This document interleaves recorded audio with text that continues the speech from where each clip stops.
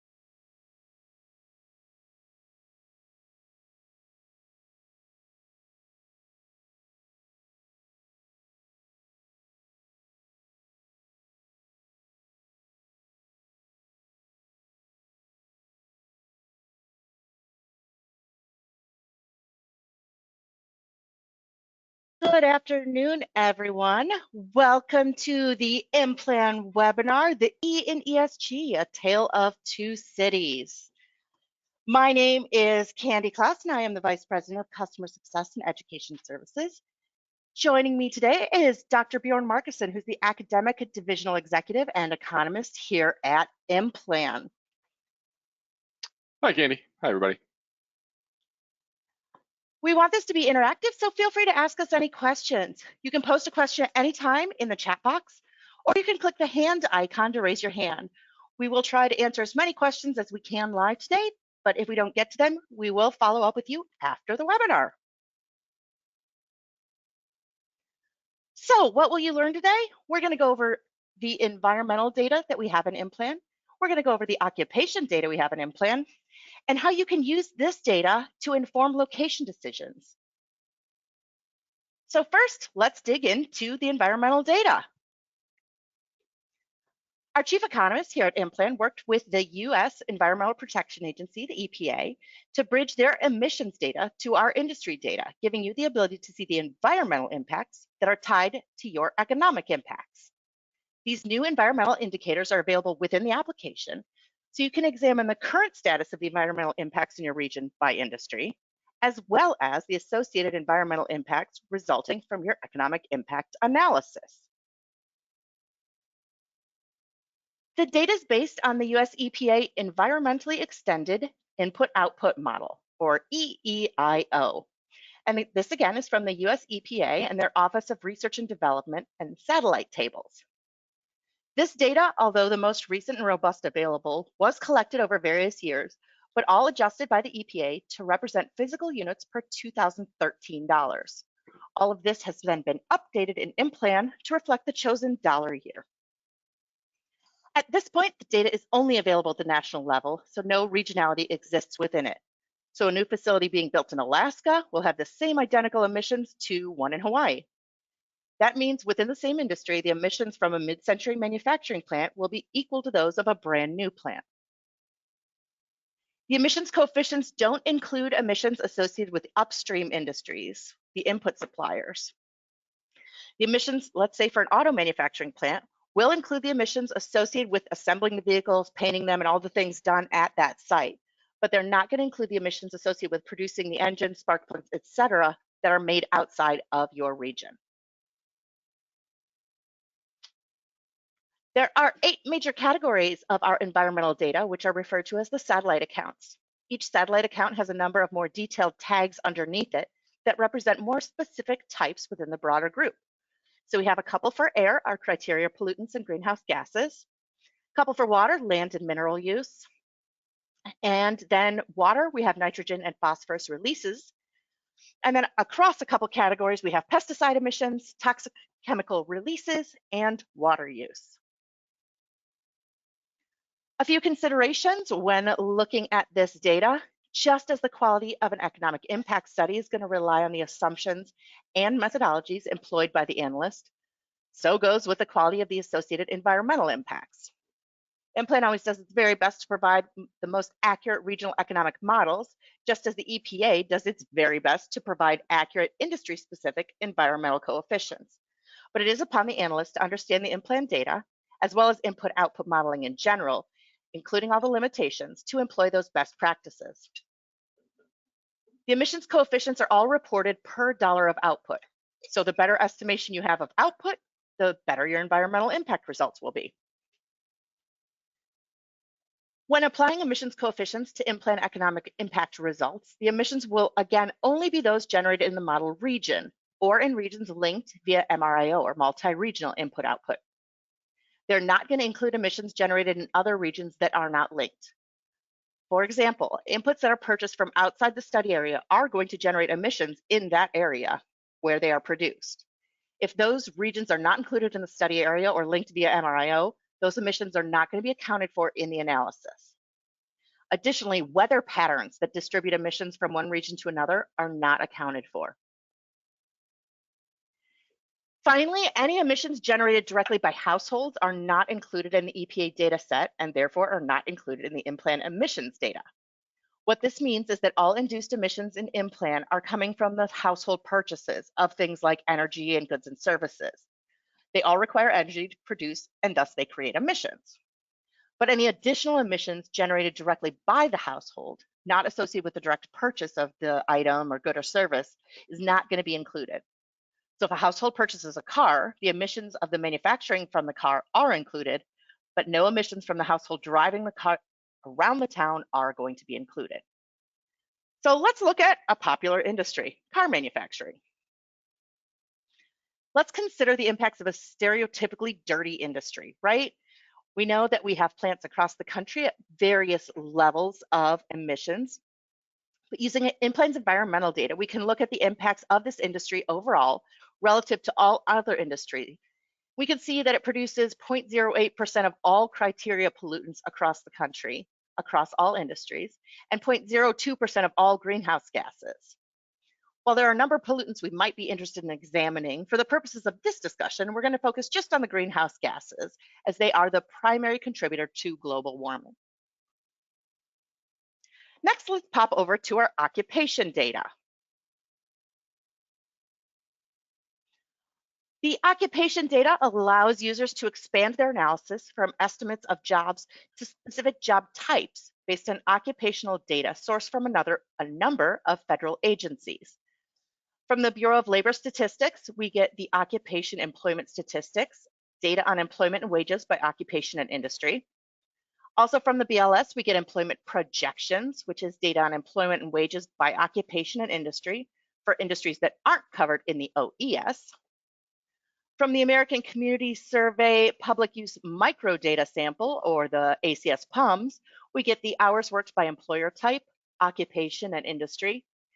And from the United States Department of Labor, Employment and Training, we get the ONET data on knowledge, skills, abilities, education, work experience, and on-the-job training by occupation. This data set shows estimates of occupation employment, wages, hours worked, and core competencies for 823 different occupations. Occupation data is available for all models, including models of combined regions, aggregated industry models, and customized models in IMPLAN. As always, a few considerations. IMPLAN reports occupation data only for wage and salary employment. So this does not include any proprietors or proprietor income. It's only going to include wage and salary employees and employee compensation. This maintains the consistency with the OES occupation employment statistics coverage of employees. Core competency ratios are going to be occupation specific, and occupation and competency estimates are going to be a function of the composition of individual industries. So let's look again at auto manufacturing.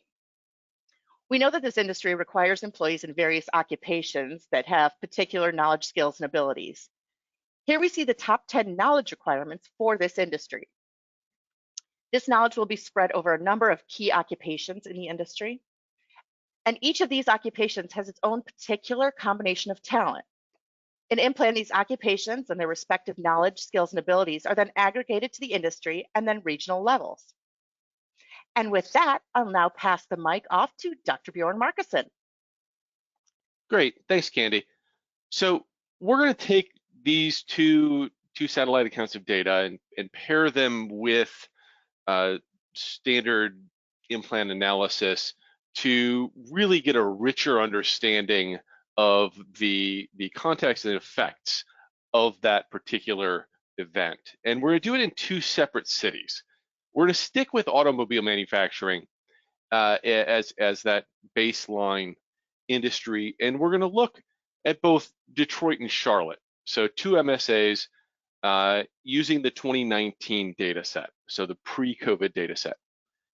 Just as some context, since 2001, the population of Detroit has shrunk by about 3.25%, and real GDP, regional GDP has grown by only about 1%. And the current unemployment rate is about 5.2%. On the other hand, the population of Charlotte has increased by almost 50%, and the regional real GDP has increased by 73%, with current unemployment around 3.8%. So we're looking at a real tale of two different cities. And the next thing we want to point out is kind of a piece of very current information, which is in the Detroit Free Press the other day, we saw that Michigan auto industry has been struggling to hire and keep workers, with some quitting by lunch is the headline, right? And so the story goes into and describes that there are skilled, trained, and capable workers for the auto industry, but the industry is having difficulty retaining them in the current economic environment. So currently in Detroit, there are auto workers available to work with the skills, knowledge, and abilities to do the work if offered a wage above their reservation wage. And in this example, we're going to assume that, or start with the idea that a foreign car company is planning to open up a new manufacturing facility in the US, and that this will employ 2,500 individuals and have total output value of about $5 billion. And they're choosing between two top regions. And we're going to, like I said, we're going to look at Detroit and Charlotte. So while Detroit has the legacy of being America's Motor City, Charlotte is an interesting rival as a growing Southern economy, one of the homes of NASCAR, and sets up as an interesting comparison between Detroit. So again, overview on Detroit, we're looking at a population about 4.3 million individuals with 2019 output of $539 billion. These are all data in the region details section of IMPLAN. And it has a metropolitan statistical area covering 6 counties. So when we're talking about Detroit, we're not talking just about the city proper, but that broader geographic region that really encompasses the economic footprint of the Detroit area, and not just the political boundaries of the city itself. And the top 3 industries by output are light truck and utility vehicle manufacturing, automobile manufacturing, and other real estate. So really an economy driven by automobile manufacturing. Charlotte, on the other hand, has a population of just over 2.5 million, with 2019 output of $324 billion. It has a metropolitan statistical area of 11 counties. So the geographic region in which it's encompassing is that 11 counties and not just the city of Charlotte itself. If we look at the top 3 industries by output, we're looking at monetary authorities and depository credit intermediation, banks, other real estate, and then management of companies and enterprises. So again, those 2 of those top 3 very much white collar occupations in Metro Charlotte. So if we look at the baseline employment data in each of these cities pulled from IMPLAN, we can see that the auto manufacturing center is clearly established in Detroit, right? This means that not only is this sector an important source of output and GDP, but employment and employee compensation as well, right? So we're looking at 14,500 individuals in wage and salary employment in Detroit. The number coming through for Charlotte is essentially 0, 7 individuals. We're looking at $1.8 billion in employee compensation with $23.8 billion in output for Detroit. So Detroit is still very much a hub of automobile manufacturing. So many workers are associated with the sector. It has that cluster capacity, and really, it's as Alfred Marshall suggested, the mysteries of the trade become no mysteries, but are, as it were, in the air, and children learn many of them unconsciously, right? So the idea and the skills and the knowledge associated with automobile manufacturing are rich within the region of Detroit. So looking only at industry employment numbers, what type of work do these 14,600 people do, right? So not only do they work in the automobile manufacturing industry, but what type of work do they do? And we can break that down using the occupational data in IMPLAN. So for Detroit, what do we see? We see that the top employment category is assemblers and fabricators. Second is metalworking and plastic workers. And then we're looking at other production occupations. So between those 3 top occupations, we're looking at a little over 10,000 individuals in production. And on top of that, we're looking at over 700 engineers and almost 500 supervisors of production workers. And the key insight here is that those 14,600 Detroit employees in auto manufacturing are not homogeneous, right? They require a key mix of knowledge, skills, and ability to do their specific jobs, whether it is assembly and fabrication, metalworking, engineering, or supervision of production. And by comparison, Charlotte only has about 4 people that have this, 5 people that have this same type of assembly and fabrication experience. So when we're looking at Detroit, much broader and richer swath of these skills and occupations. Another way of looking at this is looking at location quotients. Again, another slice of the data that is available in IMPLAN's occupational data. These location quotients compare the relative concentration in a specific area to the concentration in the US as a whole. And they're mainly used for descriptive or comparative purposes to analyze industrial or employment concentration.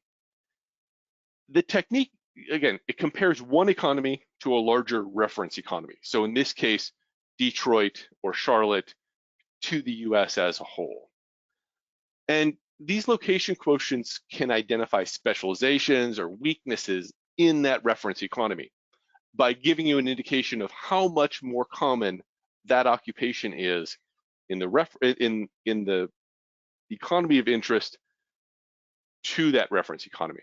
So here we can see that the location quotients for the top 5 occupations in automobile manufacturing, and we can see that for assemblers and fabricators, for example, that it's almost 2.5 times more common to encounter individuals in that occupation in Detroit than the US as a whole, whereas it's just over 1 for Charlotte.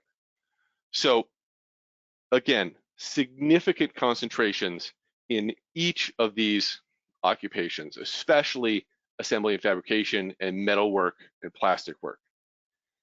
Again, since auto manufacturing is a relatively small portion of the US economy as a whole, even the small footprint of this sector in Charlotte is enough to set those employment location quotients slightly above the national rate.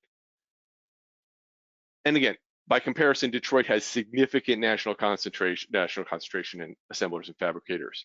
And this data backs up our intuition. So let's start setting this up as an analysis in IMPLAN. What we're going to use is an event type of industry impact analysis detailed. This is the event type we're going to choose. We're going to use the specification code of 340, which is automobile manufacturing. And when you use that industry impact analysis detailed event type, you have the ability to enter in a large number of different pieces of information that you may have access to. So in this case, we know that there's going to be 2,500 jobs, wage and salary jobs associated with it. So we're going to put that in that upper left-hand corner. And then we know that there's going to be no proprietor employment or proprietor income.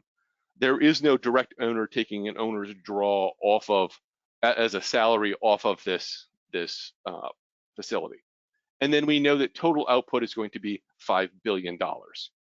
We're going to run this using 2022 dollars and with a data year of 2019. And we'll run this in both Detroit and Charlotte to be able to make that comparison. So let's look at what these impacts look like. Right. So again, 2022 dollars in Detroit, those direct effects are essentially what we've put in here, right? So those are our 2,500 employees and that $5 billion in output. This leads to indirect effects, that is business to business expenditures that support another 5,300 jobs in the Detroit metro area and another $2 billion in output. And then household expenditures, that is households earn labor income and then they spend that within the geographic region as well. That supports another 4,250 jobs with another $680 million in output. Taken together, we're looking at about 12,000 jobs, $1 billion in labor income, $3 trillion in value added, and $7 billion in output. So let's look at Charlotte. Charlotte, by comparison, has a similar direct effect, right? So, and that's not surprising because we set it as such. So we're still looking at those 2,500 jobs and $5 billion in output. But we're going to see different values of indirect and induced effects due to different mixes within that Charlotte regional economy. The easiest way to look at this, instead of just flipping back and forth, is to go ahead and look at the difference between the two. And that's what we've done here, right? So what we see really is in all cases, these effects are larger in Detroit than they are in Charlotte. That is, those indirect labor income, value added, and output is higher, and all induced effects are higher in Detroit relative to Charlotte. In total, we see almost 900 more jobs are generated in the Detroit metro area, with another $123 million in labor income just by dint of it being in Detroit rather than Charlotte.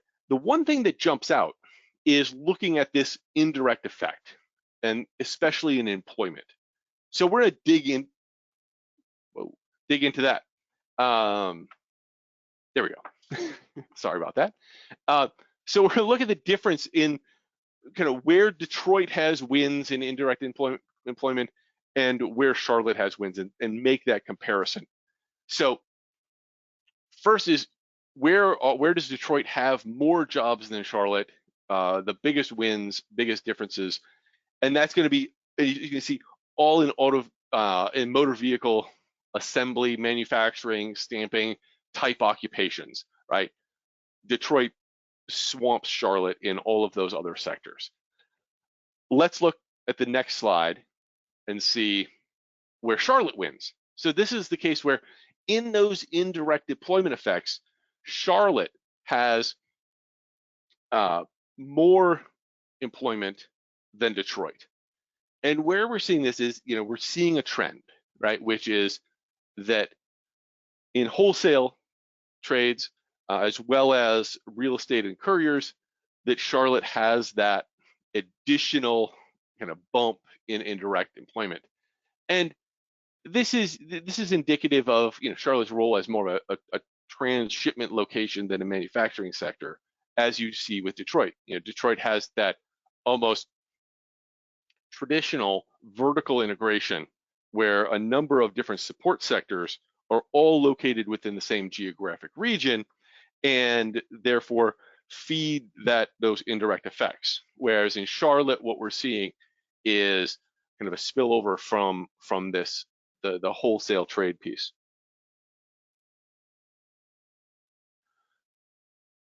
The other thing we can see is looking at some indirect occupational impact data in terms of occupations, right? So what types of additional jobs are being supported and developed in Detroit from this event? And the thing that we see is we're looking at material and moving workers, assemblers and fabricators, vehicle operators, metal workers, and then sales reps. But what we're seeing here is that, again, this vertical integration is filtering through in these indirect effects, and we're seeing more of those same occupations that you need for automobile manufacturing showing up again in that indirect effect. Next, I want to kind of move to the environmental piece and looking at those greenhouse gases. And this is really where we want to kind of think about that environmental impact piece and taking the EPA's environmentally extended input-output satellite accounts and using them to extend IMPLAN's impact piece. So we're looking at changes in output, we're looking at changes in occupations, but we can also look at changes in greenhouse gas emissions in these regions. So here, we can make this direct comparison in greenhouse gas emissions for Detroit and Charlotte, and then look at the difference between them. So first, we can look at those direct effects. What we're seeing is the same effect, right? And this makes sense because what we're looking at is the EPA ratios that are national in scope for a given industry, and so the same output change for each industry in each region is going to lead to the same direct effect of greenhouse gases in each region as well. So where that variation is going to occur is in that indirect and induced effects.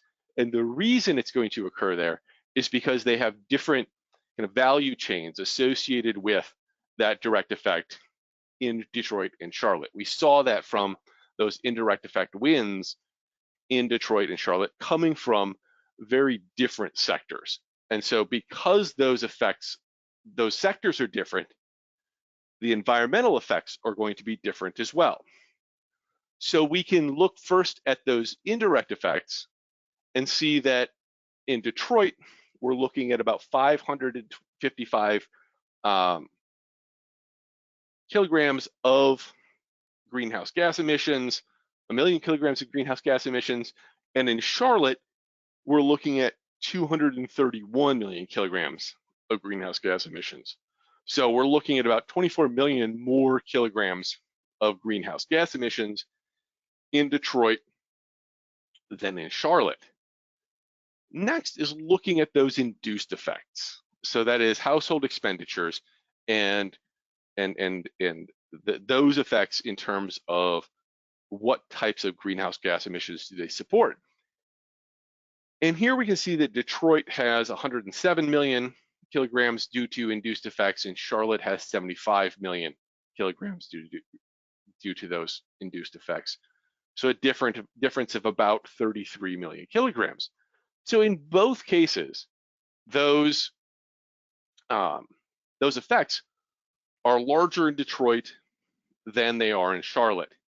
So in total, we're looking at the difference between 402 million kilograms for Detroit and 345 million kilograms for Charlotte. And that's kind of the first step of what we're going to look at, right? Is looking at directly what the difference is between those, the emissions from direct, indirect, and induced effects in Detroit and Charlotte.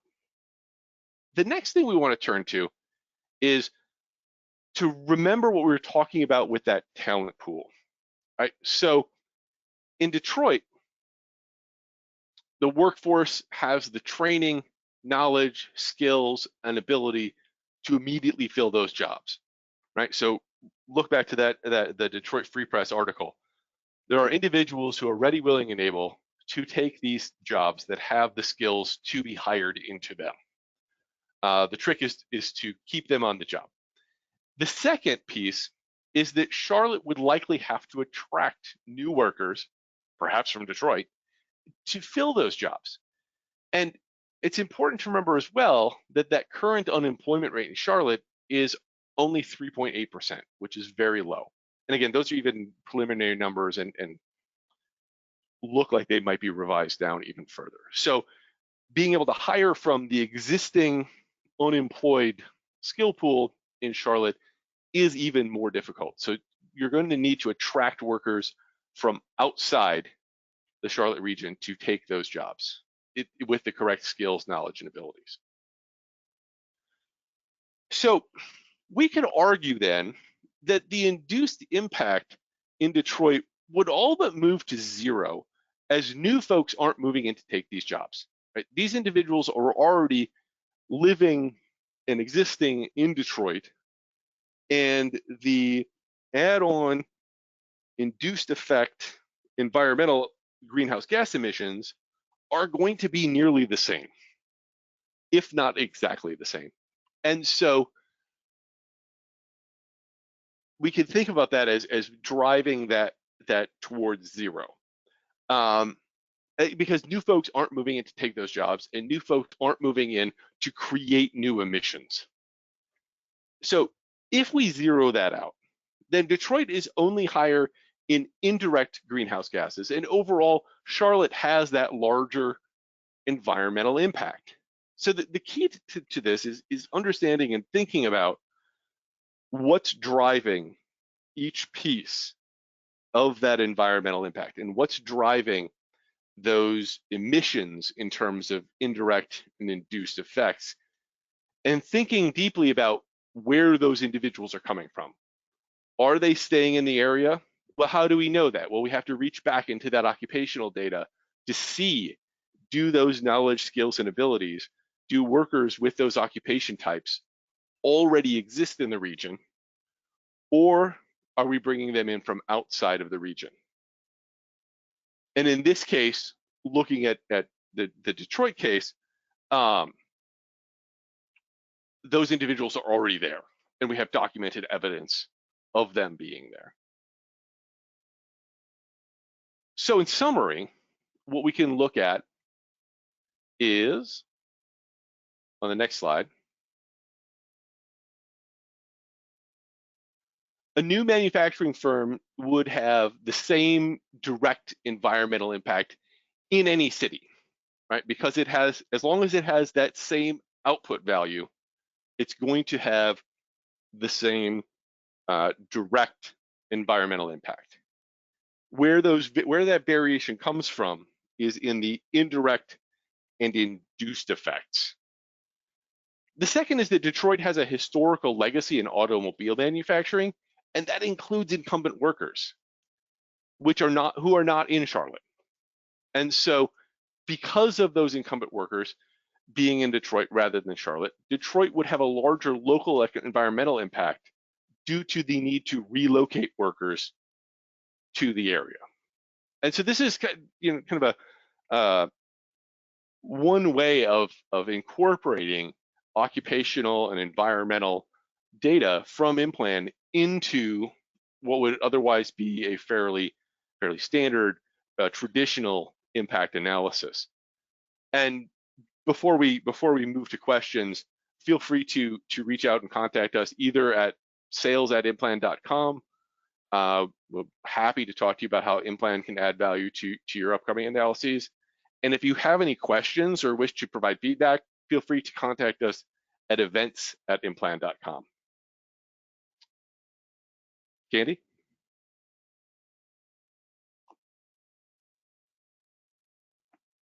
Fantastic. Thank you so much. Again, if you have a question, feel free to put it in the chat box, or if you'd like to raise your hand, we can also call on people that way as well. So I believe Angela has our questions queued up for us. I do indeed. Thank you, Candi. So since this data is available, this is from RADA, since this data is available only at the national level, the results we see when we run a state model is basically adjusted by output number we input. Is that correct? The same event in a different state or county will result in the same event results. Is that correct? That is absolutely correct. So at this point, that EEIO information data that we get from the EPA is only at the national level. We are hoping that we will get more granular data in the future, hoping at least at the state level to be able to provide some regionality within that. But at this point, it's all based on dollar of output. So if you run $1 million in car manufacturing in Detroit and Charlotte, you're going to get the same environmental impact. Excellent. And then we have another question from Stan. In looking at state tax incentives to promote electric car charging stations, if we invest $5 million in charging stations, how would we measure this? Would the impact just show the environmental impact of the infrastructure investment in stations, or impacts of the avoided gas-powered auto trips? That's a fun one. So for the construction of those charging stations, that's going to fall under new commercial structures, so Industry 55. The operations of those facilities fall actually under 408 retail gasoline stores, unless it's run by the government or a different entity in your specific location. But generally speaking, they fall under gas stations at the moment. The data in IMPLAN that we get from the EPA doesn't include what is any emissions associated with what is done with the product. Once, again, we purchase that car, we purchase that gasoline, IMPLAN doesn't assume that the gas is used or the electricity is used and generate any emissions from that. So what you could look at there, I would recommend, is a net analysis. So looking at a switch of some households moving from gasoline to electric. So a decrease in gasoline sales, but an increase in energy sales, to see what that difference would look like, not only in terms of the economic, but also the environmental impact as well. Great, thank you, Candi. We did have a follow-up question from Stan that could be a good one to answer here. So if manufacturing is the same process between cities, doesn't this mean that the indirect and induced delta or change is just transferred to the location where the indirect and induced jobs are located? Not that the emissions don't happen, they just happen elsewhere. That's exactly true. And again, this is not going to capture anything that is not linked in your model, and anything that's imported into the country is also not going to be captured. So if you think about, even if something began as a widget in America and was shipped to Canada and became a bigger widget and then brought back into the US, none of that is going to be captured, those first two steps, in the emissions data, because all we're going to have is that third iteration where it lands back in America into our linked model. Okay.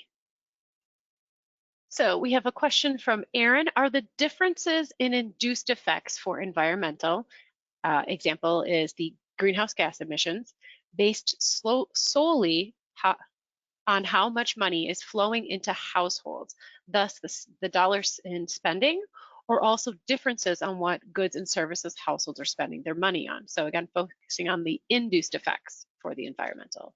Yeah, that's a great question. So the data is all going to be based on dollar of output. In IMPLAN, we have 9 different household income categories.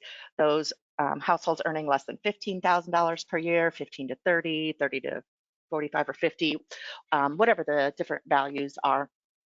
And each of those obviously has a certain amount of money that is spent on goods and services and a different mix of how that money is spent and saved in the model.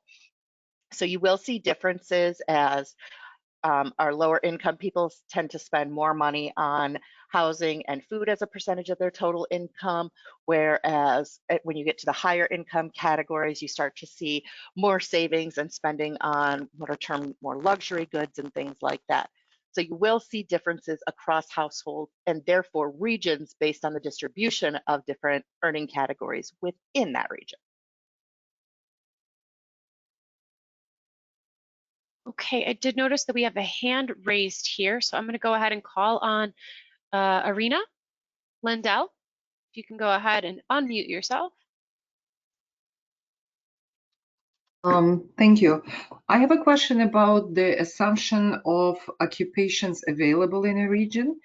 Is there any assumptions or any projections of competition for the same occupations from different industries? For example, you showed, for example, that auto industry needs mechanics, right? So the other industries might also need mechanics. And if you just look for the total in the region, that might not reflect whether mechanics are moving to these jobs or hired from within the region. So can you explain more about these assumptions that you're making, that these occupations are available for this specific industry? Thank you. Yeah, absolutely. Hey, Arena, it's Candi. So this is all based on the BLS data and the ONET data. So it's based on existing what was there in 2019. So it has no assumptions about people who need to come in or out. That's where we as the analysts would come in and say, oh, there's nobody in this region who has any of these skills, any of this training. This is not going to be a great place to locate this facility, kind of thing.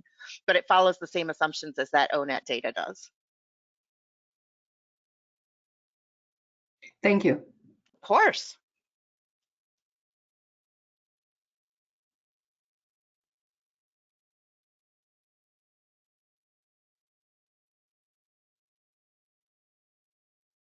Okay, just checking to see if anybody else has their hand raised, so I didn't miss anybody. We do have another hand raised. Richard Weisskopf? Apologize if I'm saying that wrong. Can you unmute yourself and go ahead and ask your question? Okay, can you hear me now? Yes, I can.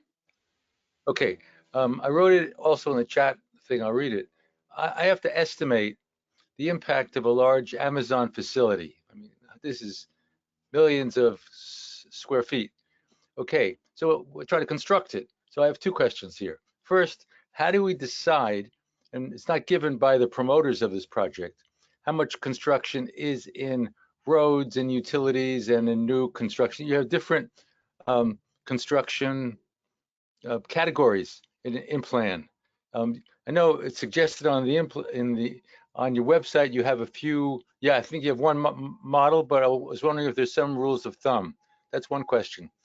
The second thing is once you get it built, it starts to operate. There's thousands of trucks that are coming in and out. Now, what about the greenhouse? What about the gases and the air pollution and noise pollution from those? Is there any way IMPLAN helps me with the operation of such a facility? So, Yeah. oh, go ahead, Candi. No, go ahead. I tend to just jump in. That's fine. So Jump in. to talk about the operations, if we're talking about a big Amazon facility where they're just distributing pieces of things all over the region, that's going to be captured in the operations of that facility. So you would just run it through that industry, and that's going to capture all of the trucking and distribution and logistics and all of that stuff as well. In terms of the construction, this gets tricky when you don't have a breakdown from whoever you're working with, or if you're just trying to do some analysis on your own. And even more so sometimes when governments will come in and they'll say, okay, we'll put in the utilities and the streets and so forth. So then you have a split between who's paying for everything as well. But there have been a few good studies out there in the literature that have looked at general breakdowns. I don't mean the academic literature, I mean from some consultants looking at construction costs and how those are split across. So I would check out some of those from some of the big consulting firms have done some good work on that as a first step. But as far as I know, there's no great solution for that, unless Bjorn, you have an idea. No, I've been trying to think about that, and I'm not coming up with a kind of a good rule of thumb approach. Well, you said big consulting companies. What, do I call them up? Are they going to tell me what their different projects have been, or do you have a catalog of those that use IMPLAN? They also give you, do you have a set of studies like that of different construction projects and how they divided the sectoral, or is that all confidential? A simple Google is usually, to be honest, where I start and type in IMPLAN warehouse construction analysis. Ah, okay. A lot of them will make those studies public at some point during the process. Exactly. Sometimes even open records, but yeah. Yeah, I was going to say if it has to be part of a open public also comment period as well, they will have to post them. Ah, good idea. On the first answer though, about the vehicle, you said it depends on the operations. Well, all we know is the square footage and how much they're gonna, we don't know, I don't have a value of their output. They just want to construct a thing, and then, no, how would I get that? Well, All I know is this. Yeah, we're gonna have to figure out a way to translate that into either employees or dollars somehow. So if you know on average that Amazon has 1 employee for every 200 square feet, then we can run the employment value through IMPLAN. Or if you know on average each warehouse, does, $1 million per. It's more like 3,000 square feet, by the way. Clearly, I don't know how big these places are.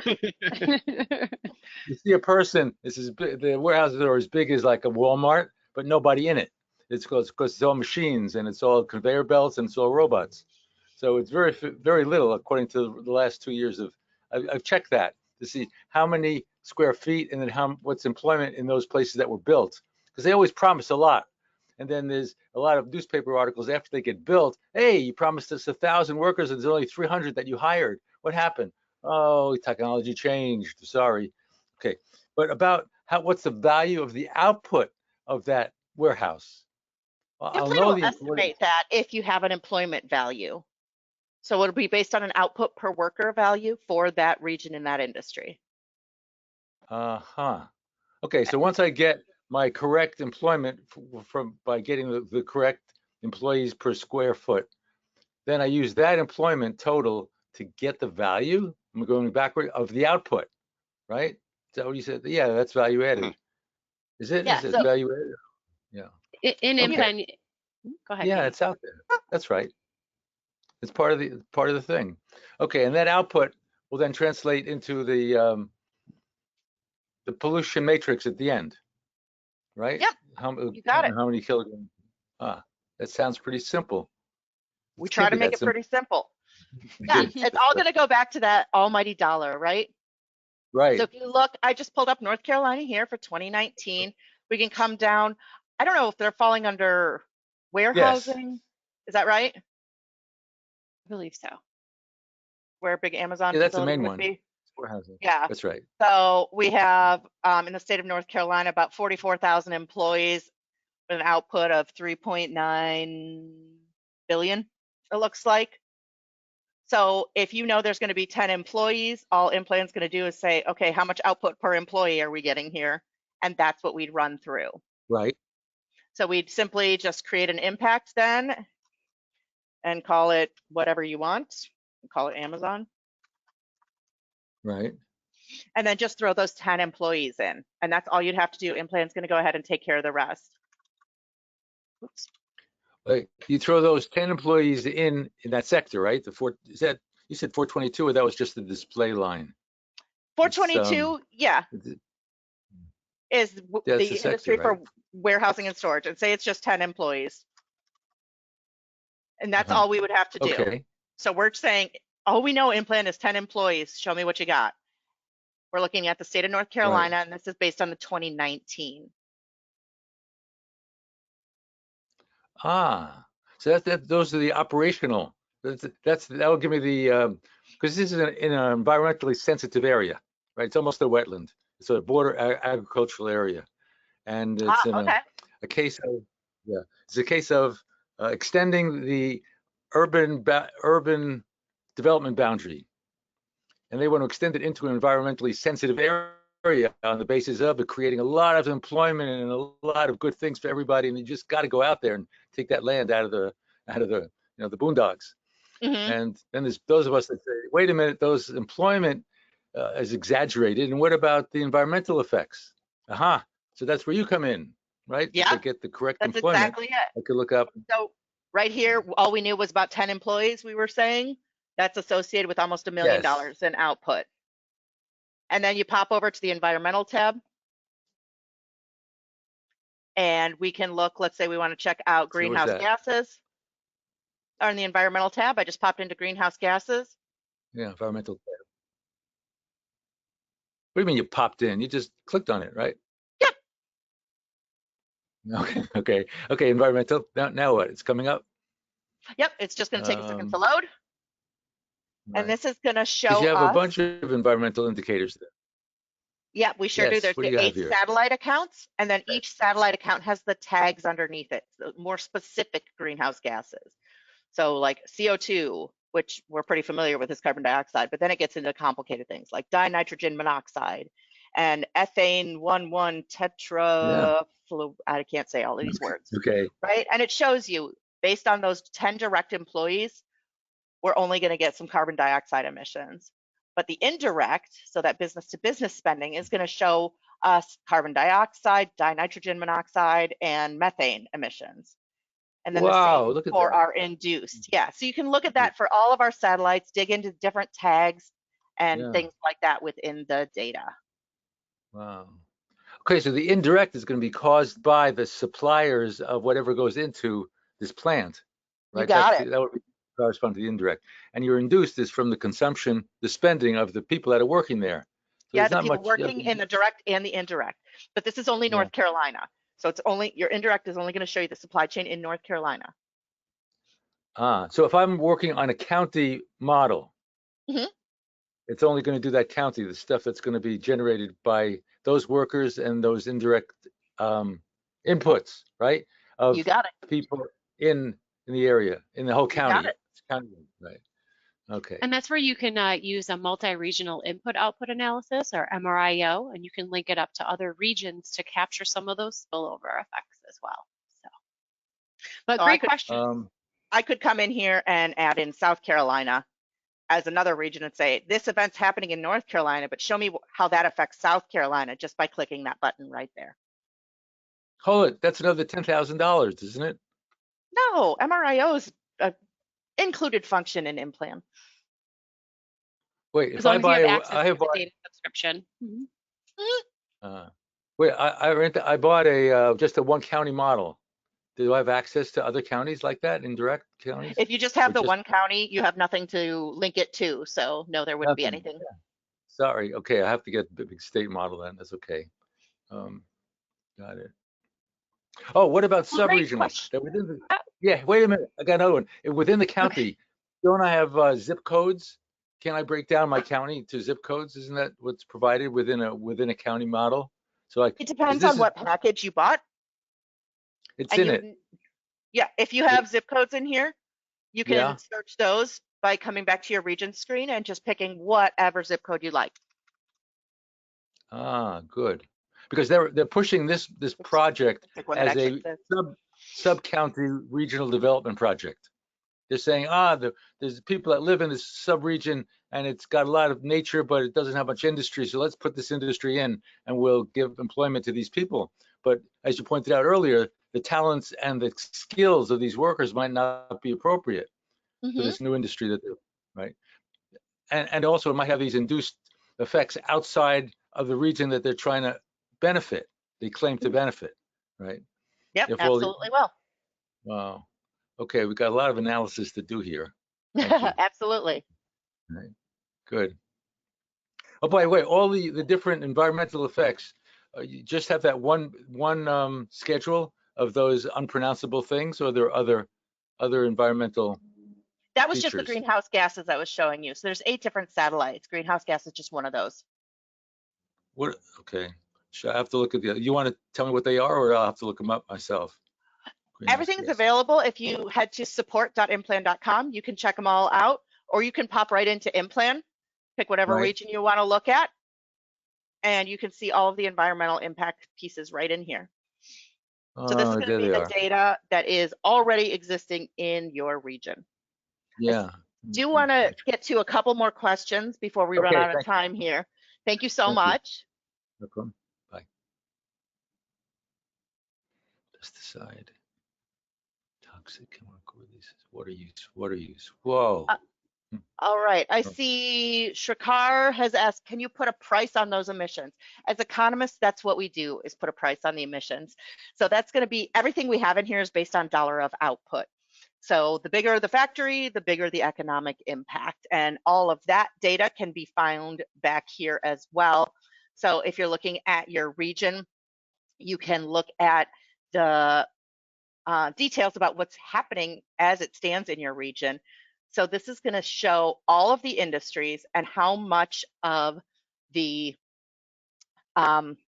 criteria pollutants in this example exists in your region for each industry. So for oilseed farming, as it stands in this small zip code in Cleveland, Ohio, we have per dollar value of per dollar of output, excuse me, of 0.0241 cents. So that is in fact how this is all put together. Just to extend that a little bit too, Candi, if you're looking at kind of the additional effects of, what are the costs of those additional greenhouse gas emissions, that is not something that this is designed to do, right? We're building on the costs that and expenses that lead to emissions, but not the additional add-on effects of them. That's kind of above and beyond the type of modeling we're doing. Thank you. That's a great point, Bjorn. All right, we had a question from David too. I'm going to try to sneak in. He's been waiting patiently. So if the greenhouse gases impacts are looked at from a global impact, then Detroit would generate less greenhouse gases globally than Charlotte due to 1, less transport of imports, and 2, less transport of workers. Do we have a comment on that? I would say yes and yes to that. Mm.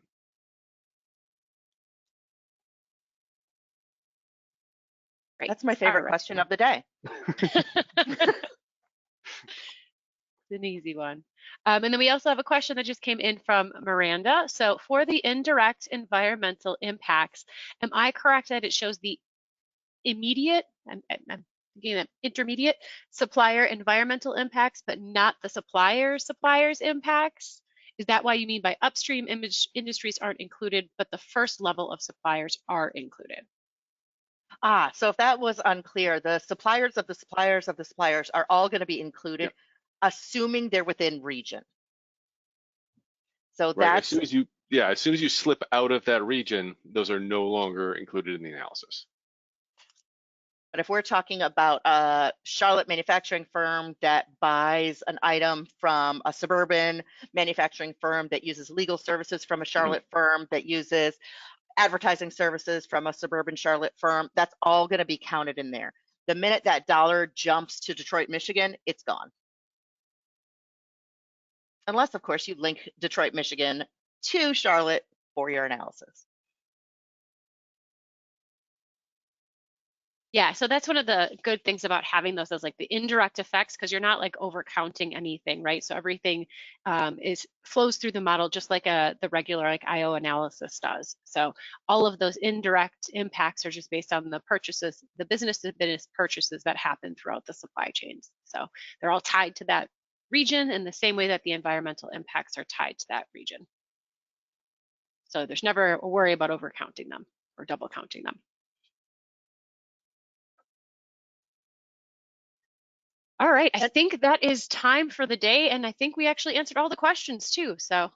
Perfect. Well, thank you all for joining us and for all these great questions and conversation. As always, we really appreciate it. And if you have any follow-up questions, comments, or anything, please feel free to reach out to support@implan.com. One of the customer success managers or the education services team will get back to you with all of those. So everyone have a fantastic week, and we will see you all next time. Thanks, everyone. Thank you, Candi and Bjorn. Great presentation. Thank you.